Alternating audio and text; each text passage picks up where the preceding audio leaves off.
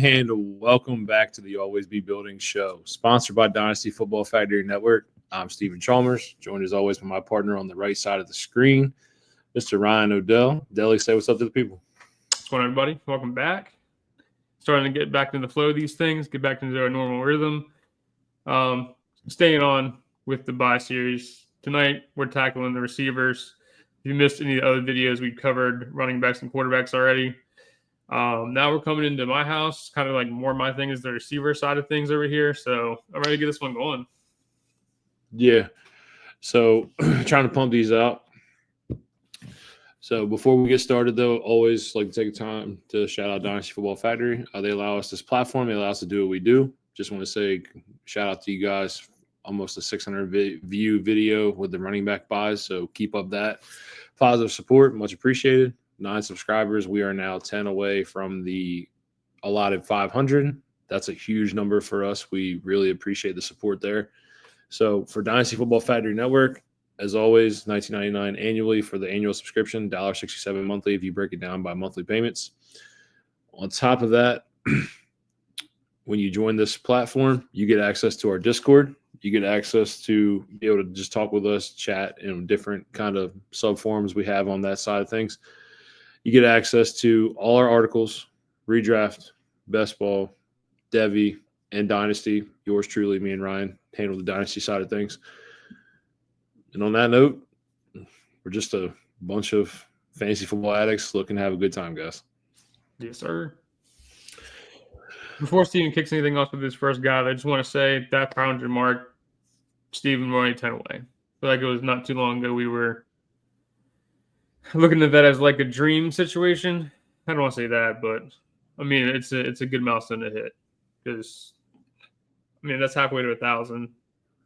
It's nice to see this thing growing. So we appreciate all the support, guys. 100%. So my first buy, it's got the legal issue kind of baked into it already because he's a league winner type receiver before Pat Mahomes tore his own receiver's knee up. So let's go with Rashee Rice. Yeah. Again, values are always via key trade cut. That is the Dynasty overall consensus. We don't use trade calculators here, but here we go. So Rashee Rice, wide receiver 18 via keep trade cut. At one point last year in the first 3 games was valued as high as wide receiver 8. I don't know what else to really say about Rashee Rice. We're talking about almost 10 targets a game in those 3 games. Technically he played 4, but he got hurt in the first quarter. So I go with 3 games of body of work. So we have an average of 10 targets, 8 receptions, 96 receiving yards in these 3 games, and he scored twice. It's kind of hard to look away from these numbers. Because Travis Kelce has always had, or Pat Mahomes has always had Travis Kelce. He's always been his go-to guy. He's always been his high target, high volume guy. And as Travis Kelce continues to age, I believe that this is going to be transitioned to another player. No more Tyreek Hill in this offense. It's got to be somebody. Rashee Rice has that Amon-Ra St. Brown type player profile, plays very similarly to him. And he just demands targets. He demanded the targets in the first 3 weeks. And I believe with a fully healthy season, Rashee Rice is a wide receiver 1 receiver and a league upside winner. Yeah, absolutely. I think you kind of touched on it. Is the big takeaway here, why his price is so low, is the legal issues. We can see him plummet even further down and come even higher. So, I mean, I hate to see wait on the suspension, but wait on the suspension because I think a lot of owners are going to panic once they hear 4 or 6 games if they're looking to contend to win. When in reality, we're playing dynasty football for the most part. What we're talking about on these shows is like it's only tops 8 games at most, and then you have the rest of his career to go. So it's worth the risk either way. He's a phenomenal player. He was on an insane pace before his own quarterback took him out this year. Great buy. Yeah, 25 years old too in dynasty football, guys. Remember that, 25 years old. Yeah, we're talking about the long-term game here with Rashee Rice. If you're going to tell me that for the next 5 to 7 years, it's going to be him dominating targets and then Xavier Worthy getting the second half of those, sign me up. Yeah, I'm for it. Kelsey's last year, so well, the ghost of Kelsey. We'll see what Kelsey really even is this year, to be honest with you. But all right, I'm gonna knock my layup out first. The other two guys I didn't cut corners on, I went a little bit deeper for this video. But my cheap buy coming in at wide receiver 29 is per usual. I've been a Terry McLaurin guy for a little bit now. Terry McLaurin, year in, year out, feels like one of those guys that's a buy. In this offense with Jaden Daniels, I think he's finally found his quarterback that makes it work. I mean, last year he caught for 13 touchdowns, over 1,000 yards, finished inside the top 10 wide receivers. And I get that we're probably due for a little bit of tight end regression there. But I think you can probably make up for it in yards and catches. I know they add Deebo Samuel, but we'll see what schemes he's really working out. He's kind of seemed to fizzle out the last few years in football. So we'll see what kind of impact he brings. But Terry McLaurin, I think, is kind of one of those guys that's a year in, year out buy. But with the upside of Jaden Daniels, I think it kind of cements him as that guy this year. Yeah, the only thing that scares me about Terry McLaurin is his overall target volume. He's obviously not getting targeted as a wide receiver one. We had 117 targets last year. But with that being said, talking about the efficiency of his quarterback play. I mean, we've watched Terry McLaurin play with some really bad quarterbacks over his time. And I mean, a consistent wide receiver two, high-end wide receiver two type player. But this year we see him ascending to the top 10 with, the 1,000 yards and the 13 touchdowns. I would love to see him equate a little bit more volume. For sure. This roster truly doesn't have a run game per se. When you have Jaden Daniels running for over 800 rushing yards in his first rookie year, that scares me a little bit in the grand scheme of things. Is I need Jaden to chill out a little bit. Right. Let's be honest here. He's not Lamar Jackson when it comes to the elusiveness and being able to make people miss in the open field. Jaden Daniels takes big hits. Scares me a little bit.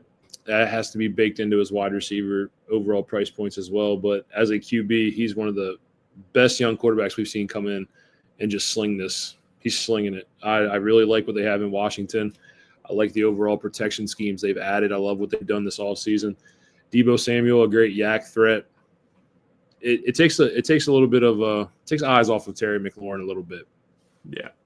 I'm actually curious how this plays out when it comes to the overall defenses trying to scheme against these two. Terry McLaurin at wide receiver 29. It's really hard to argue that when he was a top 7 wide receiver last year. Yeah, I think at the age, he'll be 30 this year, but I think I kind of always stage with the things is I only go by Terry for contending. I think he's going for still around the mid to late second. But I really don't mind paying that price if it's going to be that one piece that you can put in your flex spot and just move on right into the season. Yeah, Terry McLaurin is priced as a wide receiver 3. It's hard to find wide receiver 3s that will continuously produce as a wide receiver 1, wide receiver 2. 30 years old, we're not done playing football yet. No. And he's about to get signed to a new contract. He's locked into Jaden Daniels. Yep. It's the best QB he's had in his 7-year career. Here we go. Who you got next, Chalmers? Feels weird that McLaurin is older than Deebo based on how much Deebo has washed.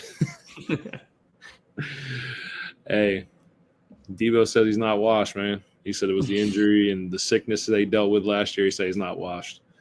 We'll see. I believe a receiver like Deebo, a guy who you can get the ball in his hands in multifacets of ways, and he makes plays after the catch better than mostly anyone in the NFL. He's a monster after the catch. I believe they complement each other very well, especially with Zach Ertz across the middle. Austin Eckler, a little screen game out of the backfield. Like I said, there's no true run game other than Jaden Daniels as a rushing threat out of the backfield. We'll see. I actually like this pairing more than some do. If Deebo's fully healthy, I really do. It's a very sneaky, low-key offense in Washington. I just wish they had a run game. That's all. I mean, I do too. The run game is their quarterback. I think too stuck on the Commanders' offense now. Yeah, I mean, it's hard to argue when you have A.J. Brown and Devontae Smith in the same division.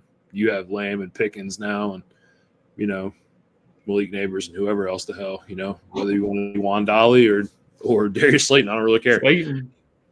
Either way. Slayton's still on.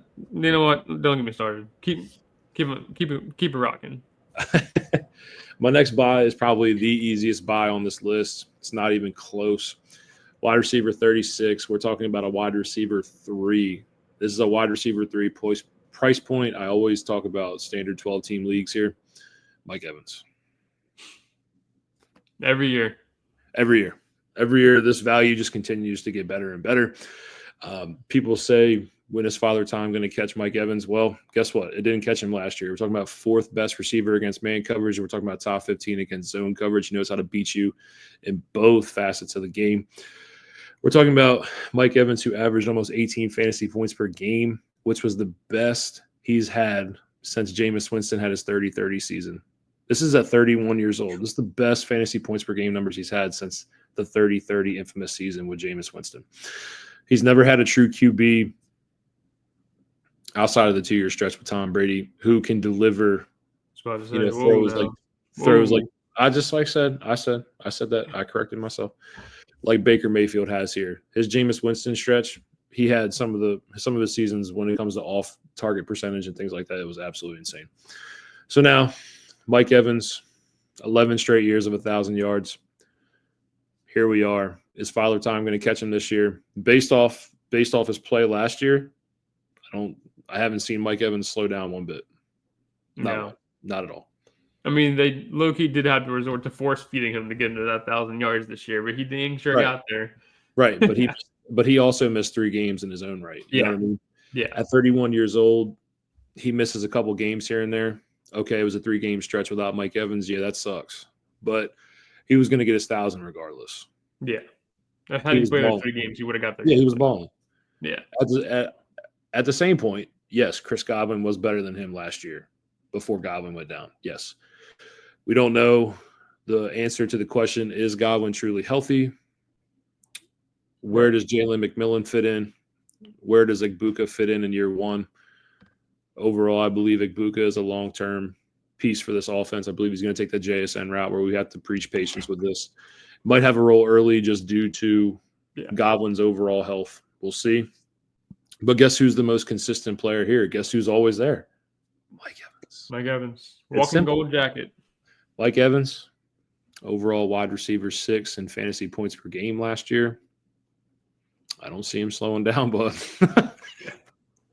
I mean, I won't argue against you.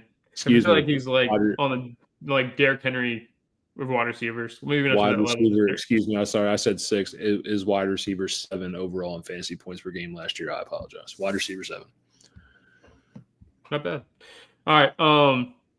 Into the deep dives. I'm going all the way down to wide receiver 52. These are guys you can get with a late second, high third in these drafts. You can probably just throw a rookie here, a rookie there. Pick these guys off rosters pretty cheap. I'm going to start out with Jacoby Myers, who I think is a guy year in, year out that's kind of been that consistent flex play for you that's kind of flown under the radar. But what excites me is not so much the coaching change, because I don't love Pete Carroll, but the upgraded quarterback in Geno Smith is huge, considering he just played with Aiden O'Connell last season.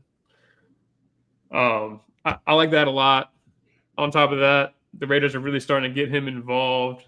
He had 10 games with 9+ targets. I think we're kind of going to stay on that track. They didn't really add anybody too great in this offense other than Jack Beck in the draft, but we don't really know what he is going to be. He was a mid-round guy.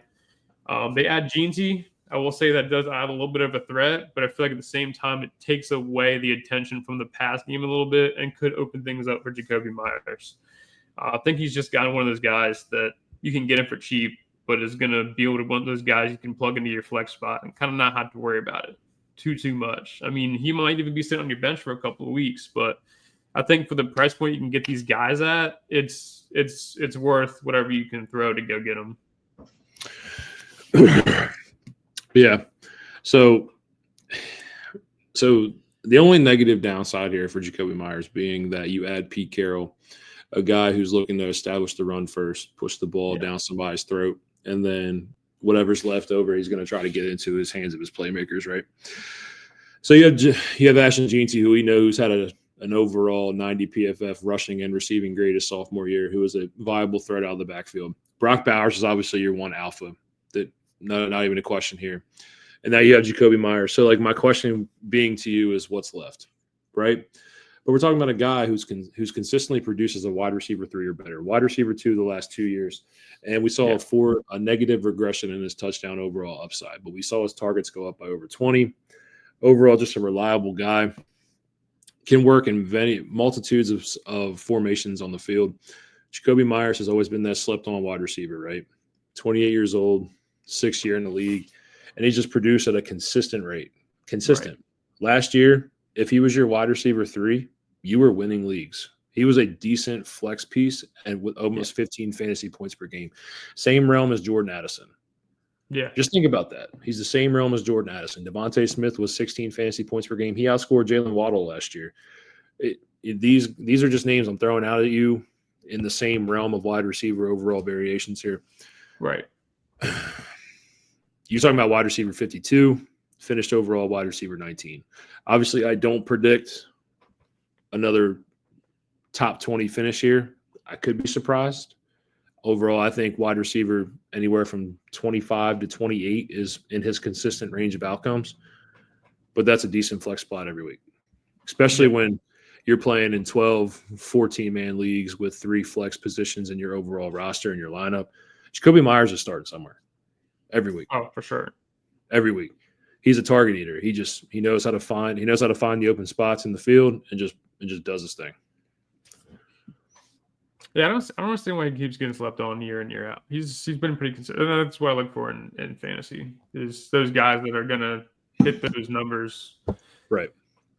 I don't believe his ceiling is extremely high, right? No, you're talking about a safe floor player. Safe floor. Yeah. He's not that guy. You use this reference for Jalen Waddle a lot, right? So Jalen Waddle, over the course of my time being a huge Jalen Waddle guy, you always told me Jalen Waddle will lose you more weeks than he wins you weeks, right? Yeah. Exactly. It feels like whenever you look at your fantasy matchup, there's never going to be a point where you blame Jacoby Myers for losing you a week. You know what I mean? Yeah. Yeah. Okay. So we're on the same I'm with you 100%. Right. So last buy I want to talk about before Ryan has his. Mine's going to be Tyreek Hill. Talking about wide receiver 40 overall and keep trade cut. That's disrespectful. I'm sorry. That's insane. That's asinine. We're talking about a guy who back-to-back 1,700 yard seasons in Miami. I don't have to talk to you about what he did in Kansas City.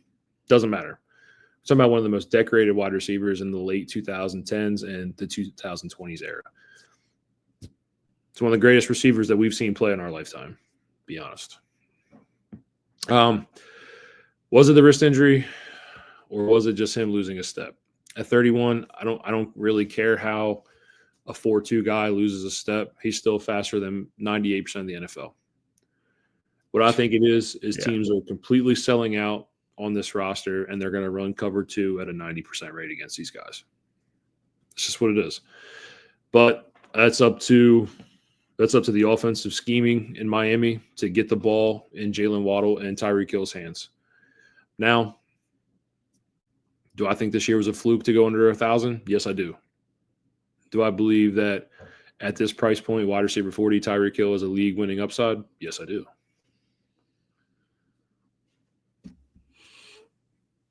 I'm so torn on Tyreek Hill, man. I really am, because I need to see him get back to what he was. Last year was a huge disappointment for most people who drafted him. I know he was the enemy of a lot of rosters last year, considering where they drafted him and where he ended up. But listen, I think it all comes down to Tua quarterback play and being out there on the field with Tyreek Hill. I think it just boils down to that as a whole. I didn't even mention that. I didn't even mention Tua, but I mean, this is just he's got to wear the space cap. I don't know how else to say it. Like, he needs to be put in bubble wrap before the game, pregame, and after the game. I don't know. I mean, Tyreek Hill started off the year with a 12 target, 7 reception game for 130 yards and a touchdown. Like, this is just what Tyreek Hill does. Like, this is how he plays. And, he should have sat out most of the year last year with the wrist injury. He decided to play through it. He decided to tough it out, even though their team was, they fell out of playoff contention late.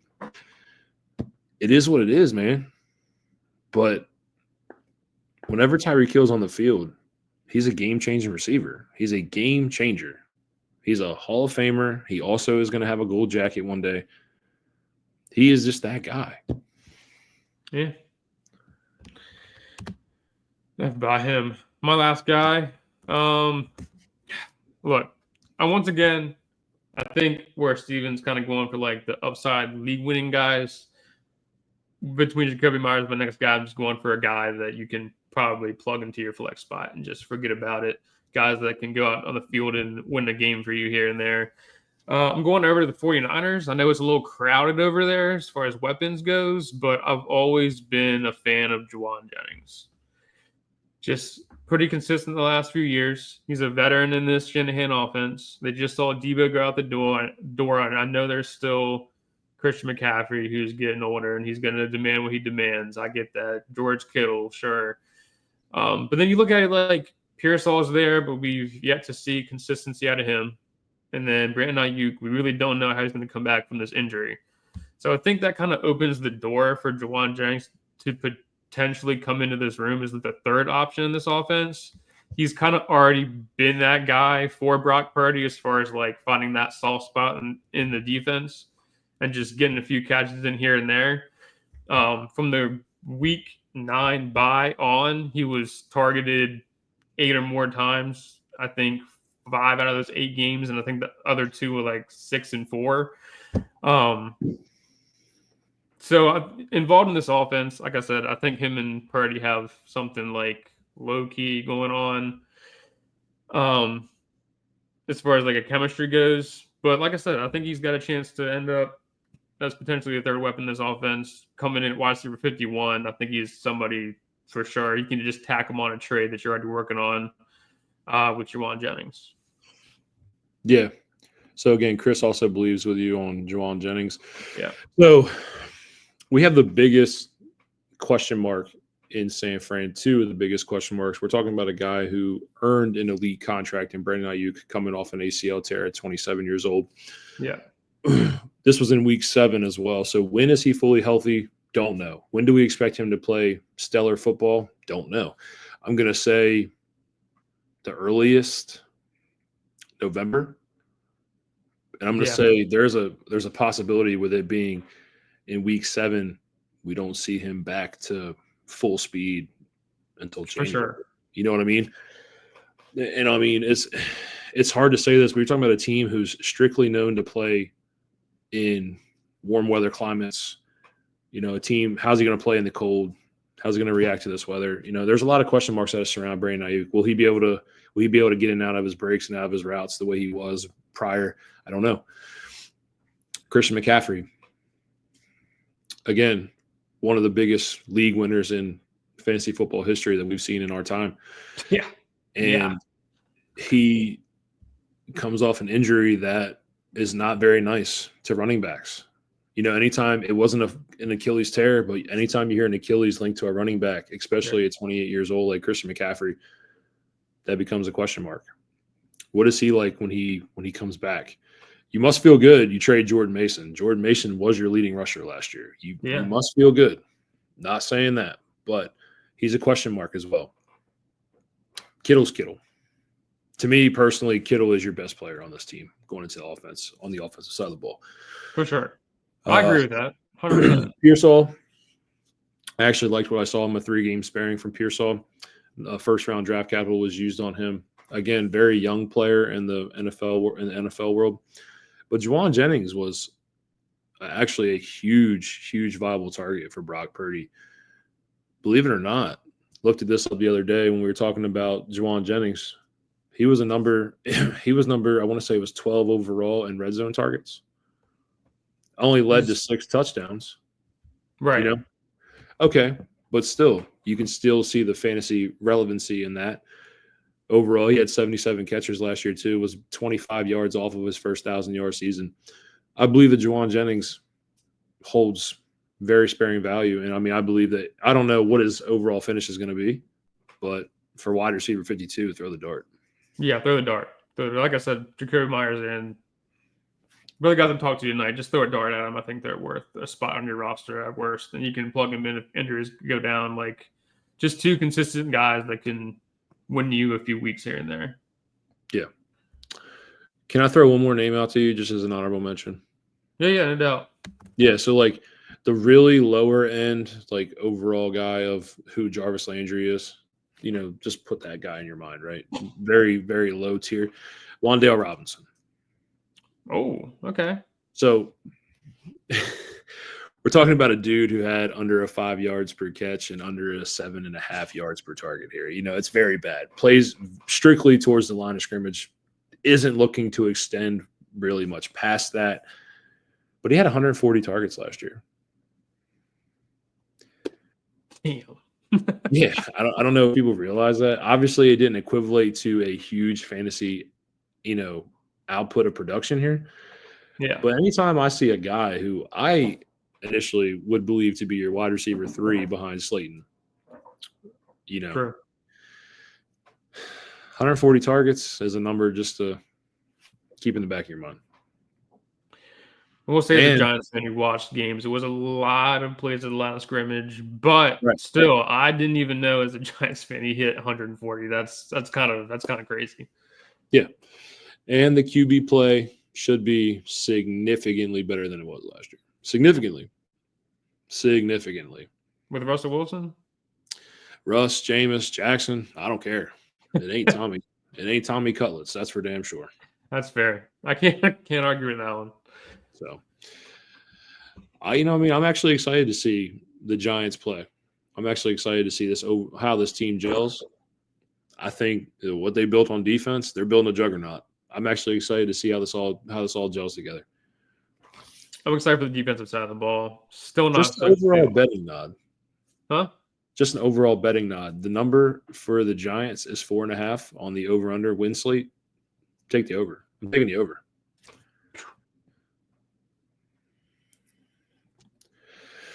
Player been buying up season. Godwin wide receiver 2. Yes.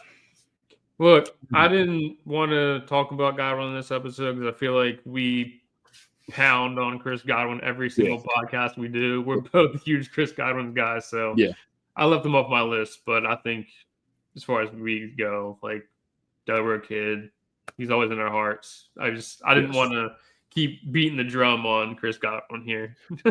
Yeah, since I brought up Mike Evans, in the podcast, the biggest question for me when it comes to Godwin is when do we see Godwin at 100%? It is a question that has to be answered, especially with how significant his injury was last year. Overall, if we get a healthy Godwin from week 4 on, great.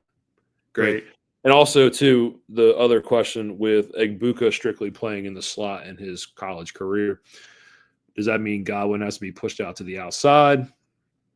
Are they gonna what's the alignment formation here for Godwin, Egbuka, Trey McMillan? Where's he fit in? Things like that. So with Godwin, it just comes down to me to the biggest question is health. It has to be. And again, Delaware kid. We love Chris Godwin. Still going to get him on the show one of these days. He's going to be on the show. He's going to be on the show one day. So that's going to wrap it up for wide receivers. So tight ends will not be done until at least Sunday. We just did a 3-podcast stretch in 5 days. Unfortunately, it is my long work week, so this will be a wrap for us this week. We will be back Sunday or Monday. That's if the baby doesn't come. You're on baby watch. Yeah, we're on baby watch. We are down to a week and a half before Lily joins the world. So we'll see. Other than that, 261 people are here tonight. It has been a hell of a show. 262. Somebody joined in a little late. It's been a hell of a show, guys. Again, much appreciation on the running back video. I haven't checked it, but last I saw was at 570, and we had gained 9 subscribers, and we are 10 subscribers away from the illustrious 500 number. So thank you, much appreciated. Anything you want to say before we get out of here? Yeah, per usual. Thanks for coming out to this video tonight. Per usual, if you just snuck in here last second, YouTube video always follows the next day. Keep an eye on for that. Same thing, Dynasty Football Factory on YouTube. Steven already pushed on it. We're trying to hit that 500 mark. Really trying to pound that in. It's a goal we've had for a while now, and we're inching closer and closer. So, like I said, if you missed anything tonight, check out the YouTube page. We got all kinds of videos on there. If you want to look into some off-season stuff, then yeah, that's it. Yeah, so we appreciate you guys coming out tonight. We're going to wrap the stream up here. And on that note, we are out.